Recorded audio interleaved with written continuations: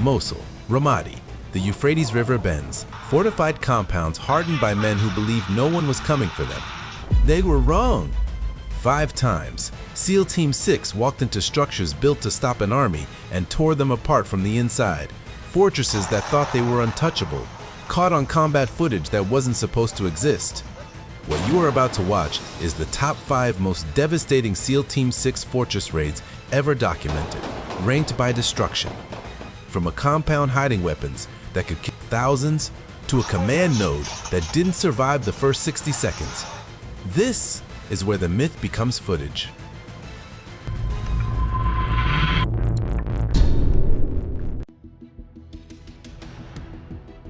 March 26, 2003. Somewhere along the dark edge of the Al-Qadisiyah Reservoir, a compound sits in deliberate isolation. No road approaches that don't funnel into a kill zone, water on 3 sides, and inside, according to every intelligence report, Task Force 20 had been handed stockpiles of chemical and biological weapons.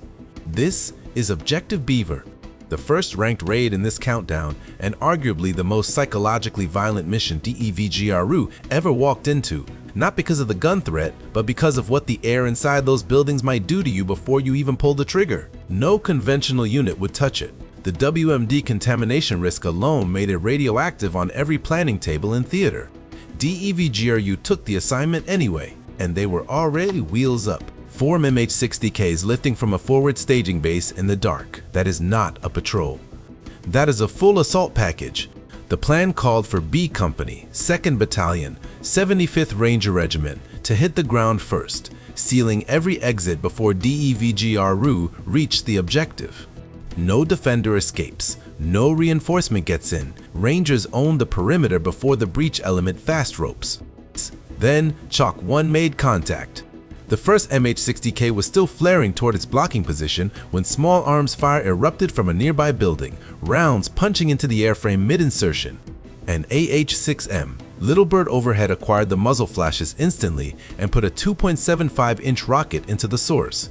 The second MH-60K took hits too. Its door gunner answered immediately. The outer cordon was still forming. The assault element was seconds from the wire. And the compound ahead was completely alive. The compound is no longer sleeping.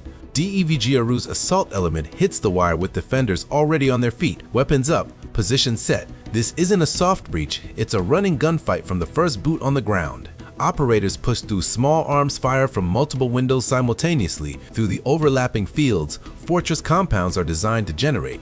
Commander Wierzynski's Rangers are still locking the outer cordon as the breach element drives inside. No pause, no reset. DEVGRU trained for exactly this. Contact before consolidation, movement as the only answer to incoming fire.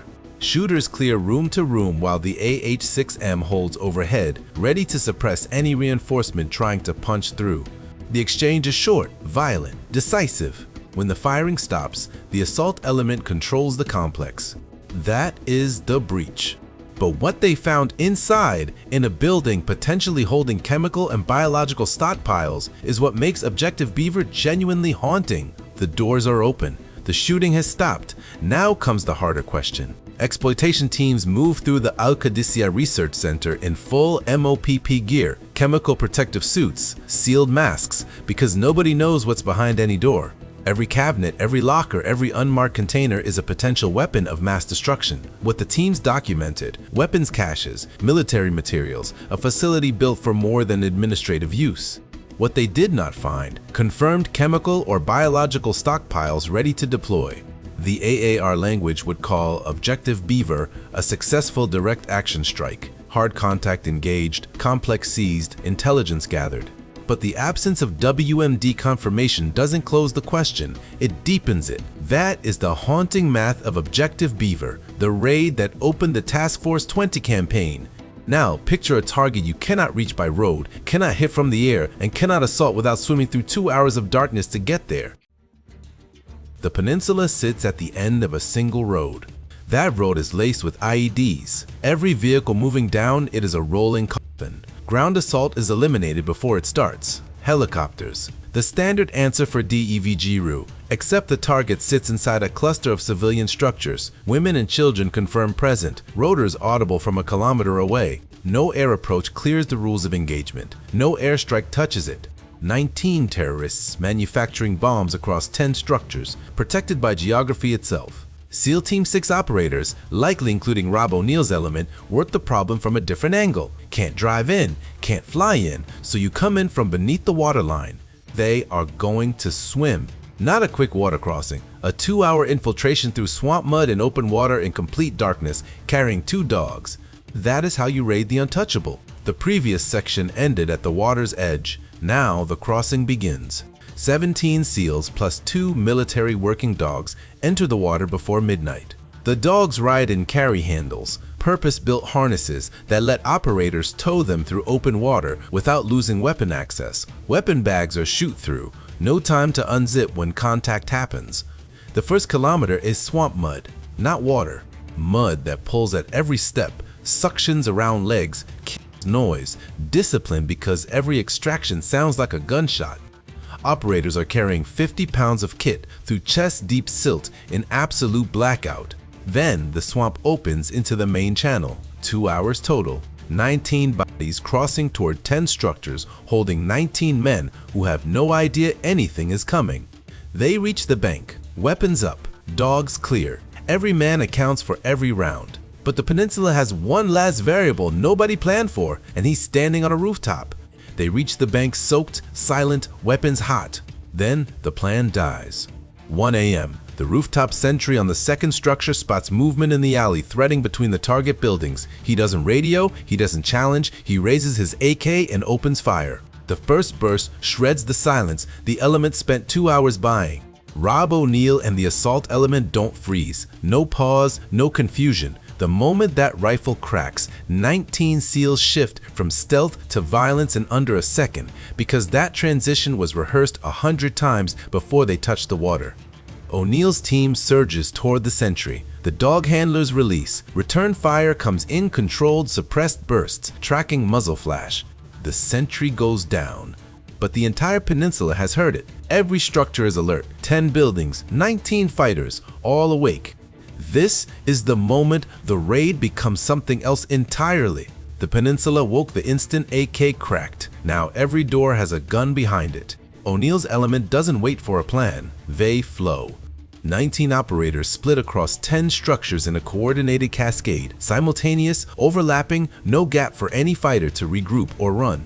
Door charges detonate back to back. Dogs go in ahead of the breach teams. Suppressed rifles track movement in the dark. Structure by structure, room by room. 19 confirmed fighters, 19 confirmed kills. 0 SEAL casualties, 0 civilians harmed. The entire IED manufacturing network dismantled in under 15 minutes from the moment the sentry fired. That is what 2 hours of cold water bought.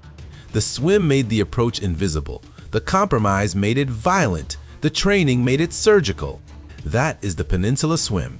But if one cell proved water infiltration could work, Task Force 20 was already scaling that logic across an entire country. Task Force 20 didn't grow organically, it was engineered. In the summer of 2003, Central Command formalized what had already been operating in the shadows since the invasion, a standing joint task force built around one core, a DEVGRU assault squadron. Around that core, planners added the 160th Special Operations Aviation Regiment, the Night Stalkers, for insertion and extraction. Rangers from the 75th Regiment formed the outer cordon, sealing every compound before a single charge was set. But what made TF-20 genuinely lethal wasn't the personnel, it was the command authority. TF-20 held direct action authority against any high-value target in Iraq. No conventional chain, no 48-hour approval cycle. Intelligence landed, the cell was verified, and birds were spinning within hours. One task force, all of Iraq, no waiting. That authority would be tested almost immediately because the compounds TF-20 was walking into weren't ordinary structures. The previous section closed on a single word, waiting. Now the waiting ends because what TF-20 was walking into demanded a different level of violence entirely. Iraqi HBT compounds in 2003 were not ordinary buildings. The outer perimeter alone, reinforced masonry gate towers, steel core vehicle barriers, was designed to stop a conventional assault, cold. Inside, a layered guard force across separate structures, each a secondary fighting position. The main target building sat deepest, shielded by 2 or 3 structures cleared first. Marcinko's original DEVGRU doctrine had evolved into something precise: breach the outer gate simultaneously with the guard structures, deny the inner force any reaction window, then drive straight to the principal. Charge, clear, move. The compound wasn't a puzzle, it was a demolition sequence. And TF-20 was about to run that sequence on a target that would spike every metric they had tracked all campaign. October 2003. Objective Wolverine, Central Iraq. The intelligence window was 48 hours old. In TF-20 terms, nearly expired. The compound sat behind a reinforced outer wall, 3 internal structures, and an estimated 14-man guard force on elevated positions. The HVT inside was a mid-tier Fedayeen network commander who had survived 2 previous strike attempts. Commander Pete Van Hoozer's assault element fast roped from the MH-60s before the rotors stopped echoing. Breaching charges hit the gate tower and 2 guard structures within the same second. The assault drove straight to the principal structure.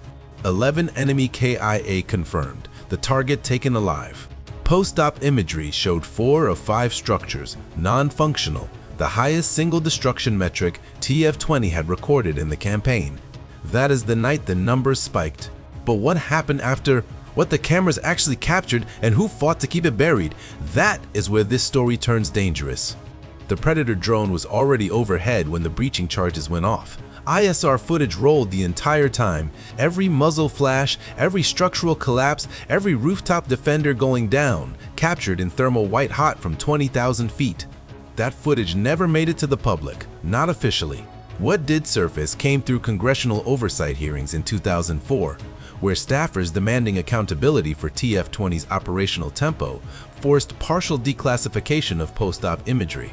4 structures non-functional, 11 enemy KIA, 1 HVT secured. The numbers were undeniable. Pentagon lawyers fought the release. Special Operations Command argued exposure would compromise future targeting methods, but the pressure held. Thermal stills, enough to confirm the destruction metric was real. That is the footage and fallout of Task Force 20's highest documented raid.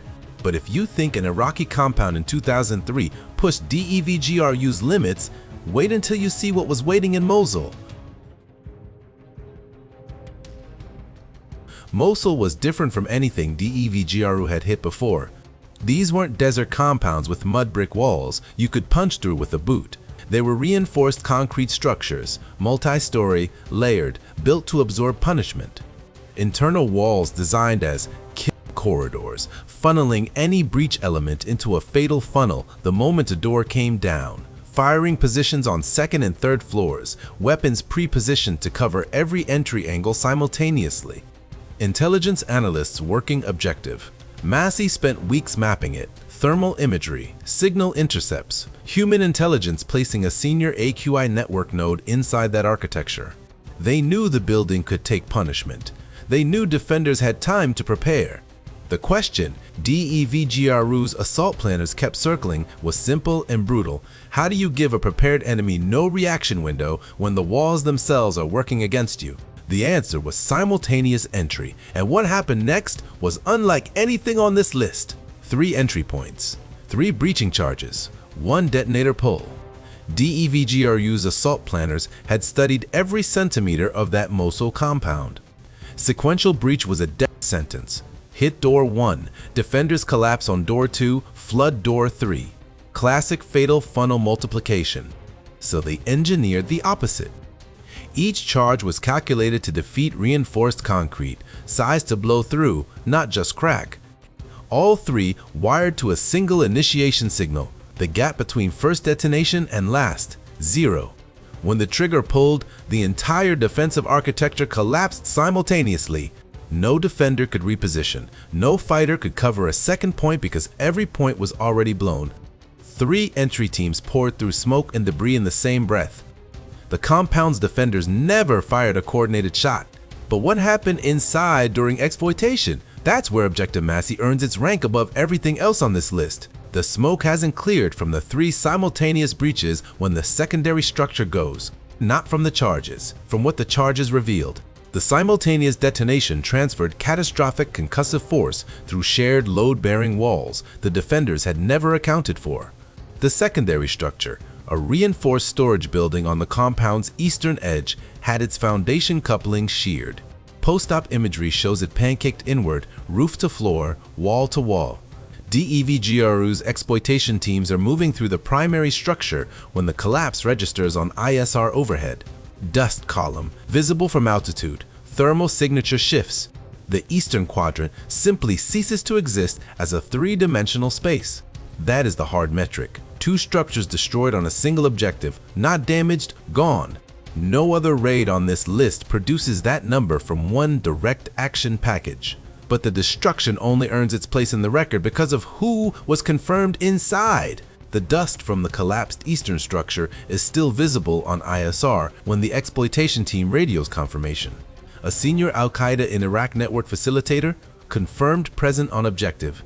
The intelligence picture that sent DEVGRU into Mosul, into those reinforced corridors, into that simultaneous 3-point breach, it was right. Post-exploitation documents recovered from the primary structure corroborated targeting packets built over weeks. Those documents didn't close a file, they opened 4 more. Follow-on raids launched within 72 hours, rolling up the network nodes this facilitator had been stitching together across northern Iraq. That is the before and after. 1 compound reduced to rubble and paper. 4 subsequent objectives compromised by what was pulled from that rubble. Admiral William McRaven later described the intelligence exploitation cycle as the true weapon. The breach was just the key. That is, objective Massie. Drop a comment below, fortress breach or rooftop extract, which call would you have made at objective Beaver with a potential bioweapon behind that door? Subscribe if you think the SEALs made the right call. Hit like if you think that door should never have been opened at all.